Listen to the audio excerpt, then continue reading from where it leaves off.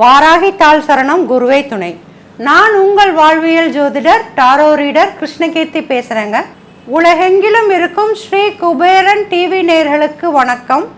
ஆடி மாதம் சுபகிருது வருடம் ராசி பலனை பற்றி பார்க்க இருக்கிறோம். தலைமை பண்பும் ஆளுமை திறனும் கொண்ட மேச ராசி நேயர்களே, உங்களுக்கான ஆடி மாத ராசி பலன். இப்போது மேச ராசி 17ஆம் தேதி 7/2022 ஆடி 1ஆம் தேதி பிறக்குதுங்க. இப்போ உங்களோட ராசிநாதனாகிய செவ்வாய் உங்கள் ராசியிலே ராகுவோட சேர்ந்து இருக்கிறாரு. அதனால சில மனக்கசப்புகள், இல்லைன்னா பிளான் பண்றதுல சில இடர்பாடுகள், சரியா பிளான் பண்ணி போக முடியாத நிலைமை, எல்லாத்துலேயும் சிறு தடைகள், அல்லது ஏதோ பிளான் பண்ணி ஏறிட்டு எங்கெங்கேயோ ஒரு சுத்தலில் விட்டுட்ட மாதிரி ஒரு நிலமை உங்களுக்கு இருந்துக்கிட்டு இருக்கிறத நீங்கள் அனுபவ ரீதியாக பார்த்துருப்பீங்க. இது 11/8/2022 வரை இந்த பிரச்சனை கொஞ்சம் இருக்கும். அதுக்கப்புறம் செவ்வாய் மேஷ ராசியிலிருந்து ஆடி மாதம் 26ஆம் தேதி பெயர்ச்சியாகிறார். அப்போது இந்த ஆடி 1 ஆடி 26, அதாவது ஆங்கிலத்தில் சொல்ல போனால் 17/7/2022 17/7/2022 11/8/2022 வரை கொஞ்சம் இந்த பயிற்சியாகும் காலகட்டங்களில் நெருக்கடிகள் ஜாஸ்தி இருக்கும். குருவுடன் சேர்ந்து இருக்கும் பொழுது உங்களுக்கு பிரச்சனைகள் இல்லாமல் இருந்திருக்கும். இப்போ நீங்கள் இருக்கிறது ராகுவோட.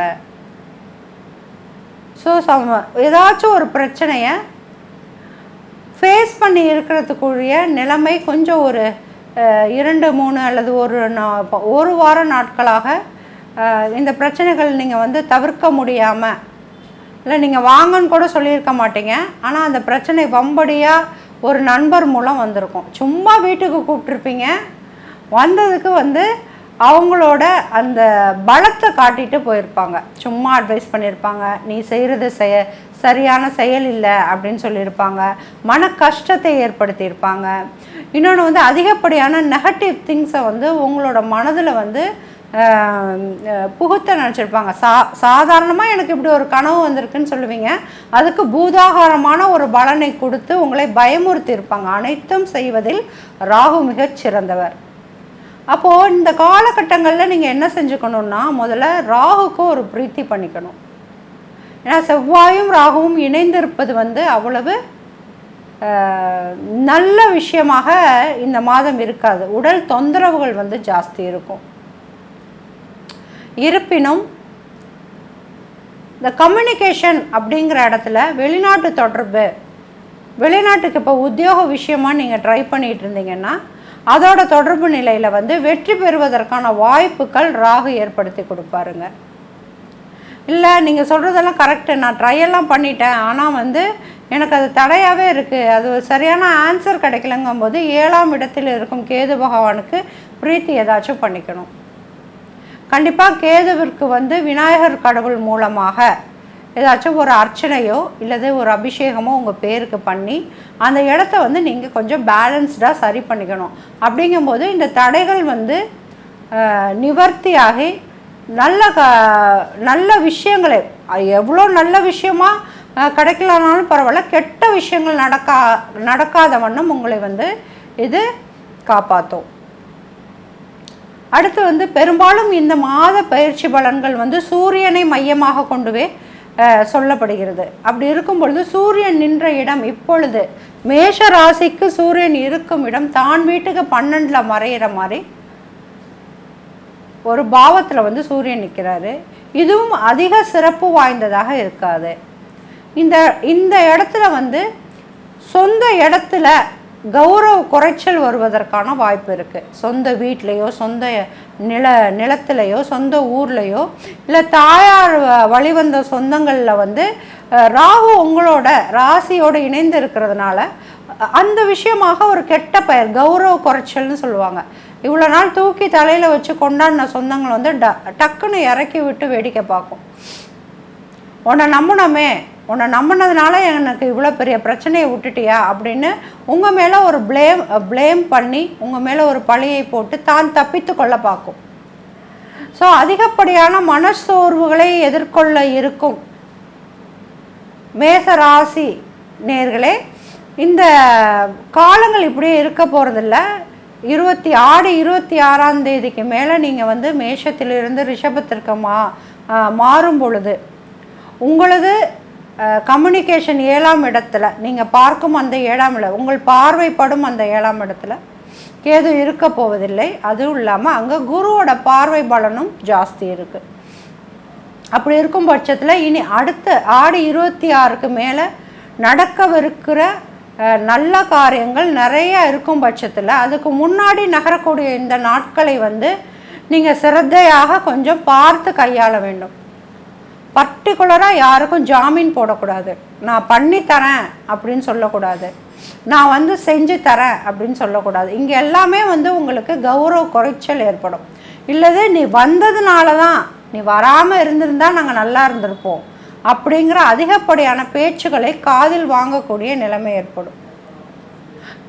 இருப்பினும் இருக்கும் வேளையில் கவனம் சிதறாத வண்ணம் பார்த்து கொள்ள வேண்டும். ஒரு ப்ளஸ் பாயிண்ட் நிறையா சொல்லணும் அப்படின்னா பதவி உயர்வு கிடைப்பதற்கான வாய்ப்பு இருக்குது. அதுவுமே பல பேர் ஒரு பொறாமை முன்னிலையில் வந்து நீங்கள் பதவி ஏற்கும் வண்ணம் இருக்கும். இல்லைன்னா வந்து ஏதோ பண்ணி ஐஸ் வச்சோ இல்லது தகுதிக்கு மீறின ஒரு செயலை பண்ணியோ தான் தகுதி இல்லாதவர் மேஷராசி, இவருக்கு போய் இவ்வளோ ஒரு பதவியா, இதுக்கு வந்து அவன் வேறு விஷயமா முயற்சி பண்ணியிருக்கணும். எதுவுமே வந்து ஒழுக்க ரீதியாக முயற்சி பண்ணியிருக்க முடியாது. நேர்மறையான விஷயங்களை வந்து கையாளாகாமல் ஏதோ ஒன்று பண்ணியிருக்கணும். அதனால தான் இவனுக்கு இந்த பதவி கிடச்சிச்சு அப்படின்னு சொல்லி அந்த வசவுகள் உங்கள் காதில் கேட்ட வண்ணமே அந்த பதவி உயர்வை நீங்கள் பெறக்கூடிய காலகட்டமாக இந்த காலகட்டங்கள் இருக்கும். ஆனால் பதவி உயர்வோ இல்லை ஒரு ஊதிய உயர்வோ இல்லை வெளிநாடும் செல்லும் வாய்ப்போ நிச்சயமாக மேஷராசினருக்கு இருக்குது. அப்போது நம்ம இந்த காலகட்டங்களெல்லாம் என்ன பண்ணணும், மனசை பத்திரமா பார்த்துக்கணுங்க. அதிகப்படியாக கோவப்பட்டு ரோஷப்பட்டு கிடைத்ததை தூக்கி எறிந்து விட்டு வரக்கூடாது. ஏன்னா அந்த அளவுக்கு ப்ரெஷரை வந்து உங்களுக்கு நெருக்கடியாக போடுவாங்க. இன்னும் சொல்லப்போனால் சாதாரணமாக சப்போர்ட் பண்ணுறவங்க எதிரியாகவும் நல்ல விதமாக சப்போர்ட் பண்ணுறவங்க எதிரியாகவும் கெடுதலை சொல்லக்கூடியவர்கள் நண்பராகவும் நினைக்கக்கூடிய ஒரு மாயை இந்த காலகட்டத்தில் உங்களுக்கு உருவாகும். அப்போ நீங்கள் செய்ய வேண்டியதெல்லாம் என்ன, விநாயகர் கடவுளை நோக்கி ஒரு சிறந்த ப்ரேயர், அதே சமயம் வந்து உங்கள் முன்னோர்களுக்கு செய்ய வேண்டிய கடமையை சரியாக பண்ணிவிட்டோமா அப்படிங்கிற அந்த நினப்பில் வந்து நீங்கள் இந்த மாதத்தில் கொஞ்சம் பயணம் போகணுங்க. நிறைய தயிர் சாதம் தான தர்மங்கள் கொடுக்கலாம். மீனுக்கு குளத்தில் உணவிடலாம். இது இரண்டும் சிறந்த பரிகாரம். ஒரு நாளுக்கு 2 மணி நேரம் மௌன விரதம் எடுத்துக்கொள்ள வேண்டும். அந்த மௌன விரதத்தில் காலையில் சற்று நேரம் உலகத்தை வந்து மனசால் கவனிக்கக்கூடிய அந்த திறமையை நீங்கள் கொஞ்சம் இந்த காலகட்டத்தில் வளர்த்துக்கிட்டீங்க அப்படின்னா இது உங்களுக்கு எதிர்காலத்தில் ஒரு சிறந்த நன்மையை கொடுக்கும் வண்ணம் இருக்கும். மூச்சு பயிற்சி எடுத்துக்கொள்ளலாம். இது ஒரு சிறந்த பரிகாரமாக கண்டிப்பாக இருக்கும். இப்போதைக்கு இன்வெஸ்ட்மெண்ட்டு தொழில்துறையில் இருக்கிறவங்க வந்து இப்போதைக்கு கடன் வாங்கியோ இல்லை அதிக வட்டிக்கு வாங்கியோ இல்லை அதிக பொருட்செலவு பண்ணியோ உங்களோட தொழில்துறையை வந்து விருதி பண்ண வேண்டிய அவசியம் இந்த ஆடி 1 ஆடி 26 வரைக்கும் செய்ய வேண்டாம். அப்படி செஞ்சால் அது திருப்திகரமாக இருக்காது. பண்ணினதை அப்படியே திருப்பியும் இடிச்சுட்டு திருப்பியும் முதலேருந்து கட்டுற மாதிரி ஒரு விஷயத்துக்கு அது கொண்டு போய் விட்டுவிடும். அப்போ நீங்கள் என்ன பண்ணணும்னா நிதானமாக முடிவெடுக்க வேண்டும். ஒவ்வொரு விஷயத்தப்போ ஜபம் ரொம்ப முக்கியம். ஆக இந்த காலகட்டத்தில் மேஷ ராசி நேயர்களுக்கு வந்து உற்ற துணையாக இருக்கிறது வந்து உங்களோட செவ்வாய் பகவானே. மற்றவர் எல்லாரும் கைவிட்ட நிலையில் உங்களுடைய செவ்வாய் பகவானே உங்களோட காப்பாற்றும் கடவுளாக இருக்கிறார். அப்போ அவரை நீங்கள் வந்து நல்லா ஆக்டிவேட் பண்ணி வச்சுக்கணுங்க. குரு பார்வைப்படும் இடங்கள் அனைத்துமே உங்களுக்கு வந்து கண்டிப்பாக செல்வ செழிப்பை மேம்படுத்தி தரும். இங்கே என்ன சொல்கிறோன்னா சூரியன் நின்ற இடம் கூட தப்பாக இருக்கலாம், இல்லை அவரால் உதவி செய்யக்கூடிய நிலைமையில் இல்லாமல் இருக்கலாம். இருந்தாலும் ஒரு பாபர் வந்து உங்களோட ராசிக்கு கேந்திரம் ஏறி இருப்பது வந்து சிறப்பு. அங்கே குரு பார்வைப்படுவது அதோட சிறப்பு. ஆக நம்மளோட பிரச்சனை இங்கே சூரியன் இல்லை, உங்களோட ராகு சேர்ந்ததும் உங்களுக்கு 7ஆம் இடத்தில் கேது இருப்பதுமே இந்த நாட்களுக்கான உங்களோட பிரச்சனை கிரகமாக இருக்குது. அப்போ நீங்கள் அதிகப்படியாக கவனம் செலுத்த வேண்டியது சனி பகவானின் ஆதிக்கத்தில் கூட இல்லை, கண்டிப்பாக இல்லை.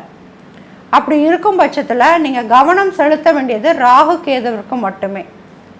அப்போ என்ன செய்யணும் அப்படின்னா, இந்த தப்பான நேரத்தில், அதாவது ராகு காலம், யமகண்டம், குளிகன் அந்த மாதிரி நேரத்தில் வந்து வீட்டை விட்டு அல்லது ஒரு காரிய நிமித்தமாக வெளியே செல்லாமல் இருப்பது, மௌன விரதத்தை அதிகமாக கடைபிடிப்பது, வாய் சொல்லை இல்லை வீண் வம்புக்கு இல்லை அடுத்தவங்களுக்காக வரிந்து கட்டி கொண்டு சண்டைக்கு போகாமல் இருப்பது, உங்கள் முன்னிலையில் ஒரு கல்யாணத்தை பண்ணித்தரேன் அப்படின்னு, அதுவும் பர்டிகுலராக கல்யாணத்தை என் முன்னிலையில் நான் நடத்துகிற நண்பர்களுக்கோ அல்லது உங்களோட வேலை செய்யும் இடத்தில் இருக்கும் தொழிலாளர்களுக்கோ வாக்குறுதி தராமல் இருப்பது, இதெல்லாம் சால சிறந்த விஷயமாக இருக்கும். அதே சமயம் குழந்தைங்களுக்கு பேர் வைக்க கூப்பிட்டா அதை கொஞ்சம் அவாய்ட் பண்ணிடுங்க. ஏன்னா இது எல்லாமே உங்களுக்கு வந்து அவப்பெயரை பெற்றுத்தரக்கூடிய காலகட்டமாக கண்டிப்பாக இருக்கும். மற்றபடி ஆல்ரெடி ஒரு தொழில் பண்ணிகிட்ருக்கோம், ஆல்ரெடி ஒரு வேலை பண்ணிகிட்ருக்கோன்னா அதிலெல்லாம் எதுவும் கைவிட்டு போகாத நிலைமையை செவ்வாய் பகவான் உங்களுக்கு, குரு பகவான் எல்லோரும் காப்பாற்றி தருவாங்க. அதிலெல்லாம் எந்த பிணக்கும் கிடையாது. ஆஸ் யூஷுவல் நீங்கள் லைஃப்பில் என்ன பண்ணிகிட்ருக்கீங்களோ அதை அழகாக சர்வைவ் பண்ணிக்கலாம். நான் சொல்கிறது எக்ஸ்ட்ரா கமிட்மெண்ட், நியூ பிளான்ஸ், இதை மட்டும் நீங்கள் ஜாக்கிரதையாக கையாள வேண்டும். கண்டிப்பாக ராகு கேதுக்கு வந்து ஒரு ஸ்தலங்களுக்கு, ராகு கேது பயிற்சி பெற்ற சென்னையாக இருந்தால் நிறைய பக்கத்தில் காளகஸ்தி நிறைய ஸ்தலங்கள் இருக்குது. அல்லது வெளியூராக இருக்கும் பட்சத்தில் ஒவ்வொரு ஊருக்கும் அருகில் நிச்சயமாக ராகு கேதுவோட பிரீத்தி ஸ்தலங்கள், அதாவது அந்த தோஷ நிவர்த்தி ஸ்தலங்கள் கண்டிப்பாக இருக்கும். அப்படி இல்லை, அப்படி நாங்கள் பண்ண முடியல, வேறு என்ன பண்ணலாம் அப்படின்னா, வீட்டில் வந்து சின்னதாக ஒரு கணபதி ஹோமம் இல்லைன்னா வந்து நவகிரக ஹோமம் பண்ணிக்கலாம். அதுவுமே முடியல அப்படிங்கும் பொழுது நவகிரக கல் இருக்கு இல்லையா, அந்த செட் கல்லை வந்து யாருக்காகவாச்சும் தானமாக வாங்கி கொடுக்கலாம். அப்படியே இல்லாத பட்சத்தில் வந்து இந்த மாதிரி தயிர் சாதம், மௌன விரதங்கள், இந்த மூச்சு பயிற்சி இதெல்லாம் எடுத்துக்கொள்ளலாம். ஏன் இதை திருப்பி திருப்பி சொல்கிறோம் அப்படின்னா, எப்போவுமே மேசத்தில் ராகு நிற்பது வந்து பொதுவாக உலக அளவிலும் சரி, பொதுவாக செவ்வாய் ராசிக்குரியவர்களுக்கும் சரி, விருச்சிக ராசிக்குரியவர்களுக்கும் சரி அவ்வளவாக சிறந்த நற்பலன்களை கொடுத்து விடாது. அப்படி இருக்கும் பட்சத்தில் வந்து இவ்வளோ நாள் வந்து இருப்பினும் அங்கே சனி நீச்சமாகிறது, அதாவது ராகு எப்பொழுதுமே சனி மாதிரி தான் செயல்படுவார். இருந்தாலும் சனி பகவான் அங்கே நீச்சத்தை எடுத்து ஒரு கணக்கு பண்ணி பார்த்தனாலும் அவ்வளவு பிரச்சனைகள் கொடுக்காட்டினாலும் இந்த காலகட்டத்தில் ஆடி 1லேருந்து ஆடி 26 வரை, அதாவது 17/7லேருந்து 11/8 வரை, 17ஆம் தேதி 7வது மாதத்திலிருந்து 11ஆம் தேதி 8வது மாதம் வரை நீங்கள் வந்து சற்று கவனமுடன் இருக்க வேண்டும். சரி, வேறு எந்த வகையில் வந்து உங்களுக்கு நன்மை தரும் அப்படின்னா, கண்டிப்பாக வந்து புதிய கடன்களை கொடுக்கறதுக்கான வாய்ப்பு ரொம்ப கம்மியாக இருக்கும். அதாவது ஜவாப்தாரி போட்டு அடுத்த ஒரு கடனுக்கு ஜவாப்தாரி போடுறது வேற, உங்களுக்கு கடன் கிடைக்கக்கூடிய நிலைமை வேறு. உங்களுக்கு கடன் கிடைக்கக்கூடிய அந்த இடத்த தடை பண்ணுறது மாதிரி உங்களுக்கு தெரியும், ஆனால் அதுவே உங்களுக்கு சிறந்த நன்மையாக பிற்காலத்தில் மாறும். அந்த கடனை அப்போ நீங்கள் வாங்கியிருந்தீங்கன்னா பிரச்சனை பெருசாக இருக்கும். அதனால் கடன் கேட்ட இடத்தில் கண்டிப்பாக கடன் கிடைக்காது. ஆனால் இது ஒரு நல்ல விஷயம். இந்த காலகட்டத்தில் இந்த ஆடி 1லேருந்து ஆடி 26 வரை கடன் கிடைக்கலன்னா அதை நீங்கள் விட்டுடலாம். அதே சமயம் வந்து ஒரு செகண்ட் கார் வாங்குறீங்க, அது கைவசம் வரலைன்னா அதை பற்றி கவலைப்பட வேண்டாம், அது உங்களோட நன்மைக்கு அப்படின்னு நினச்சி விட்டுடலாம். இது வந்து செகண்ட் ஹேண்டில் கிடைக்கக்கூடிய அப்பார்ட்மெண்ட்ஸ் ஆகட்டும், நிலமாகட்டும், நிலம்னு சொல்ல முடியாது, அப்பார்ட்மெண்ட்ஸ் அதை எடுத்துக்கலாம். இல்லை வந்து இந்த டூ வீலர் அந்த மாதிரி நிறைய விஷயங்கள் வந்து தன்னால் தட்டி போகும். முயற்சி பண்ணிட்டு தான் இருப்பீங்க. இந்த காலகட்டங்களில் வந்து தன்னால் தட்டி போகும். அதை வந்து நீங்கள் நல்லதுன்னு நினச்சி விடலாம். ராகு பெரும்பாலும் வந்து இந்த சனி ராகு இவர்கள் வந்து பழைய பொருள்லேருந்து உற்பத்தியாகும் ரீசைக்ளிங் இதில் எல்லாமே சம்மந்தப்பட்டு வருவாங்க. ஆக இதை அவங்க வந்து உங்கள் லைஃப்குள்ளே இந்த காலகட்டத்தில் கொடுத்தாங்க அப்படின்னா இது வந்து ஓவராலாக லைஃப் லாங்காக சில ட்ரபிள் பண்ணுறதுக்குரிய எஃபோர்ட்டில் இருக்கும். அதனால் இந்த காலகட்டத்தில் இதெல்லாம் செயல்படலை அப்படின்னா அதற்காக வருத்தப்பட வேண்டாம். இது வந்து உங்களுக்கு இந்த மாதம் நன்மையாக அமையக்கூடிய மாதத்தில் வருதுங்க. அப்போது 26ஆம் தேதிக்கு மேலே, ஆடி 26க்கு மேலே புதுசாக வாங்கக்கூடிய வாய்ப்பு இருக்குன்னா கண்டிப்பாக இருக்கும். உங்களுக்கு ரிஷபத்தில் உங்களோட ராசிநாதன் இடப்பெயர்ச்சி ஆனதுக்கப்புறம் உங்களுக்கான ஒரு அமோகமான வாழ்க்கை பிராப்தம் இந்த ஆடி மாதத்திலேயே காத்துக்கிட்டு இருக்குங்க. அது வரைக்கும் பொறுமையை கடைபிடிக்கவும், பிரார்த்தனைகள் நிறையா எடுத்துக்கோங்க, தான தர்மமாக அன்னமிடுங்கள் அப்படின்னு சொல்லி விடைபெறுகிறேன். அடுத்து ரிஷப ராசியில் சந்திப்போம். ஸ்ரீ குபேரன் டிவியை பார்த்தமைக்கு நன்றிகள். மேலும் இது போன்ற தகவல்களை தெரிந்து கொள்ள ஸ்ரீ குபேரன் டிவியை சப்ஸ்கிரைப் செய்யுங்கள். மறக்காமல் பெல் ஐக்கானை கிளிக் செய்யுங்கள்.